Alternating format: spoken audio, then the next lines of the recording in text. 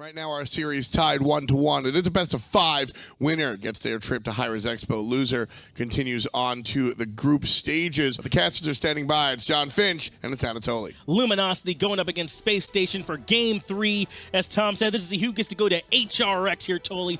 So this is a big game. And when you're in a big game, get Baskin on someone big like Morgan. That's right. The way he played in the first game was pretty good. Despite getting shut down early, having a few more deaths than he probably would have liked, he still managed to come back in the late game using that stealth form very effectively, catching people by surprise. But this time around, he needs to kind of switch it up, making sure he doesn't fall too far behind early on. They're lurking here, though, Toly. Look at Scary D and Homie. They may be trying to look to catch Baskin, and that's what they do. Horrific Emblem comes out, and first blood goes to Homie FA, and they might even get second blood on Barracuda. Double kill. Zatman with a nice little comfortable 2-level lead.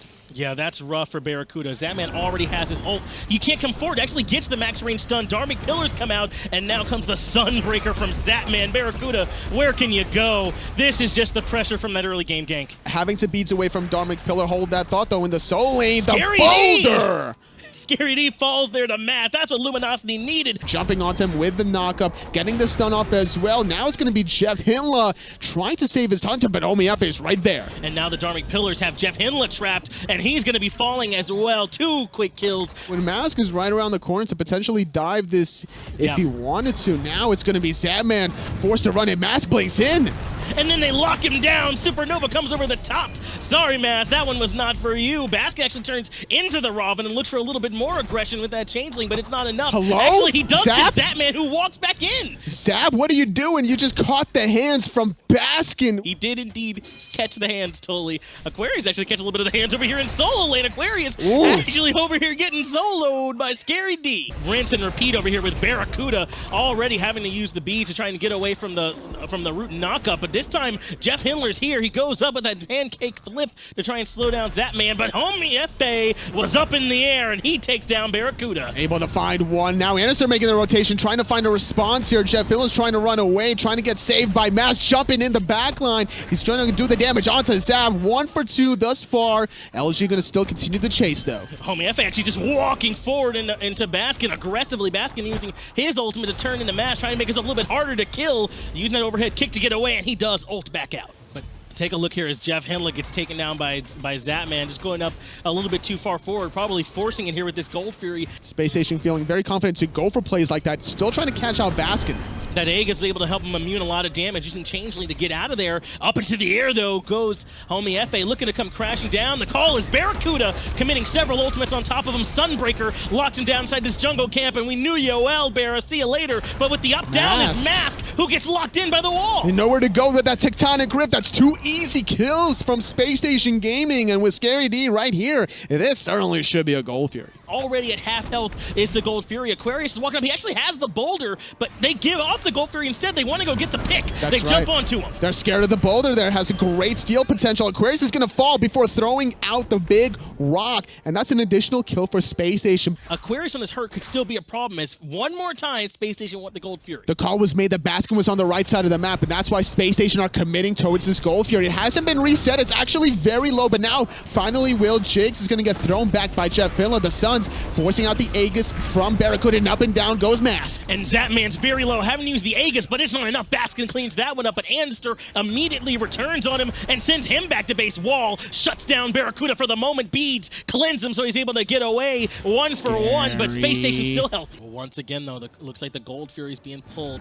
They haven't really hard committed onto it. Looks like they want to instead try and force the engagement. Barracuda has the Sunbreakers dropped on top of him, uses the Stinger, but to no effect. He gets cleaned up here at the beginning of the fight. Homie FA goes up in an attempt to come crashing down, but Mask gets Anster in the back. That's true, and now going into the back line on the left-hand side was Homie FA. Scary D's in a 1v2. He's going to force out Baskin to use that ultimate. He's going to get the stun up, but the Thorns, Scary D cannot be peeled. The pull was good, but it just wasn't in time. Scary D able to get that kill against Baskin. 1v2, very important. Now it's only 2v1, only dropping Anster in that engagement. Wall to get the lockdown on the Mask for the moment and try and help Zatman get out of it. Well, Gold Fury Part 7, it feels like here. Already down to half health, but again, this time the call's on the Jeff Hinla. shell comes out to keep him alive just for the moment. Lord of the Afterlife comes over the top. Homie F.A. gets credit for that one. Now up into the air as Mask continues to back up. It's Thor, and he dunks down on Barracuda to instantly use the beads and the stinger walls, as well as the Dharmic pillars come out, but Aegis comes out for him too. Mask is now here. Mask trying to do what he can in a 1v3. Barra throws out the bees as well. Scary D is going to dive that tower. He gets one. Zatman gets another in the back line. There's so many dead members from LG. It's a 3 for 2 as Aquarius just takes out Homie.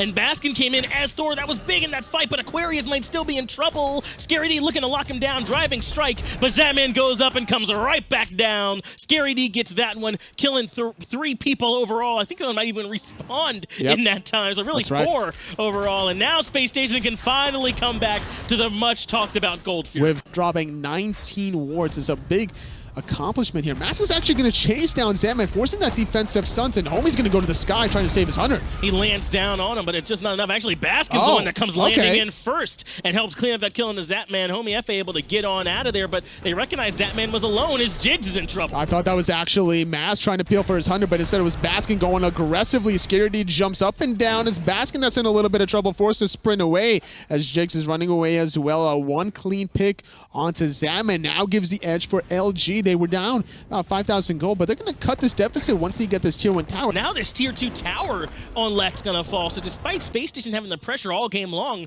the first tier 2 of the game falls in favor of LG. Well, they have a chance to get this tier 1 tower in mid, and they go ahead and take it, recognizing that they were going to be spread out for the moment, but looping around is Homie Faye and Jigs. They've got Jeff Hendel locked down for the moment, but actually Homie Faye is the one locked down, and he gets taken out. Let's go ahead and take a listen in on Luminosity thanks to Sennheiser. Who you gonna? I'm gonna Thor. I'm on Ganesh. Alright. Yeah, I'm Ganesh. Careful, who you?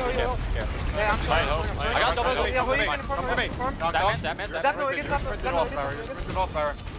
Nice job. Osiris, careful. Get out. Osiris. I got nothing for you guys. I'm here now. I can blink in. I need help. I have a shell coming. Osiris no thorns. Yeah, Can we kill him? Yeah. You guys are all shelled. You're all shelled. Yeah, combos. That's all I got. I'm on Osiris. Stop. He's rooted. I have a blink still. Nice. Alright. If you have a... Nice. I'm gonna take red. Yeah, for sure. And Mask zoning Space Station. Barracuda can calmly get this Gold Fury and do it himself, but respecting the fact that Scary D is right on the corner. Zavag just got deleted. Where did he go? And now Mask is looking to try and take out Homie F.A. Baskin goes up into the air with the Anvil of Dawn and comes crashing down on the Scary D in the back. Boulder comes through Jigs. They spin around and around they go. Jeff Hindler gets credit for taking down Jigs as well. That's 2 members that fall for Space Station in favor of LG. Luminosity just now coming online. They killed Zatman. He didn't have the Aegis available. Just such clean picks onto Jigs there. What a performance from LG. This late game Morrigan needs to be respected between the stealth and the constant line shots. Not only that, being able to go into the aggressive Masks, Robin, Homie F.A.'s Thor for the global pressures. He's at the top of the player damage charts. He's starting to almost fully finish his build. But Aquarius actually responds, and to see how they defend it, let's go into the listen in with Sennheiser with Space Station. Shit. They might go on you, Jigs. They caught my 2. They're on us, Robin right? blink. They're on Phoenix. Robin blink. Thor, Morgan. I'm ulting. Thor, watch out. AMC beats Aegis. Yo, kill me. Aegis beats. Still. I'm on Chick 10. I don't want MC sword. I need help. Oh shit. We can kill them. Yeah, no sense. Look at her. This is a good fight. Chase. Morgan's careful. What do you have, CC? 2. Careful. Oh shit. I got stun Herc. Baskin comes up big for them in the back of that engagement. Now Zatman's in a lot of trouble here too. Mask gets him cleaned up. What looked like a good fight for Space Station has turned on its head here, Toli. Baskin just won them the game. Honestly, he went back in with almost no health. He was waiting for that perfect time to hit the multi-stun, the multi-skill shot. He got off 3 people at the same time, and this is why Baskin is always in the discussion for the best player in the world. Now Scary D's getting pulled back into trouble. The activate comes out. Scary D does manage to take down Baskin at least, so they won't have to worry about that. But Barracuda free casting in the backline is still trouble, pushing him back into danger. The Dharmic Pillars as well. It's good enough to find Scary D. Barracuda doing the damage that he can as well onto Jigs. That mid Phoenix fell. Left side will certainly go down as well. And wow, I just got chills down my spine once I saw Baskin go in there. But it was two parts, Toli. It wasn't just that epic coming back in with the stealth. Over here between that mid Phoenix and the left side Phoenix, he survives so much commitment. I don't know if you heard in the comments. I'm sure he did. Oh, but yeah. they said Baskin, Baskin, Baskin, Baskin, Baskin, and they couldn't get him. He's Aegis out so much. He immune so much. After that hard commit, he was still alive to come back in and stun 3 members, show up with the damage, and turn that fight for Luminosity, who are looking good. Space Station Gaming need to hold this. LG need to siege this in. Let's take a listen in with Sennheiser, Luminosity as they try to get their last Phoenix. I'm pushing. The mid lane's pushing it. Yeah, can you tank? Yeah. I'm behind him. I'm not behind him here. On Phoenix, on Phoenix. Who you marked? Who you marked? Yo, Phoenix go also. super low. Monosaurus. Monosaurus. You guys just Phoenix also. Who you super low? Who is one hit? Monosaurus, almost dead. Careful. Yeah. I'm holding him. Yeah. Careful, Yo, careful. Ganesh, Ulting, go Ganesh. Good. Yep. Ganesh, one shot. Back up. On Thor. Nice. Careful. Big knock.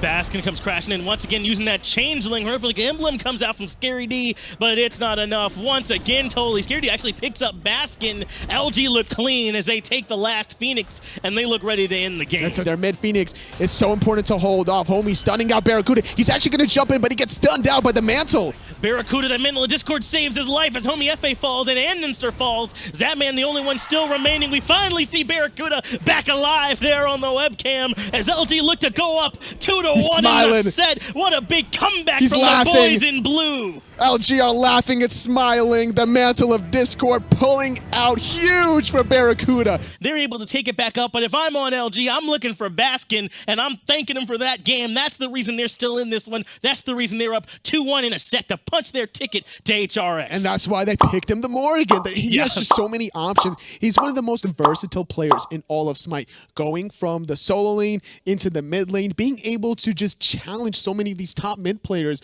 Not only has he been like the best solo player in the world for such a long time, but it's now like the best mid player in the world as well. We're excited over here. Let's let the desk break it down. Tom, what happened?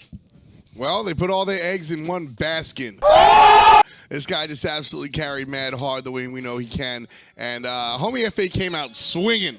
Problem was, Baskin did the same damn thing. Yeah, I mean, when it comes down to it, we talk about Baskin being the quickest player out of all the. We saw about a couple of 3, 4, 5 players go ahead and rotate into the mid lane. He was the quickest one to adapt there. Played solo lane, had a huge god pool. He can transform into whatever the hell he wants. I think Baskin's pretty good. He's like probably top 3 solo laner. He just has good mechanics and solid and good looking.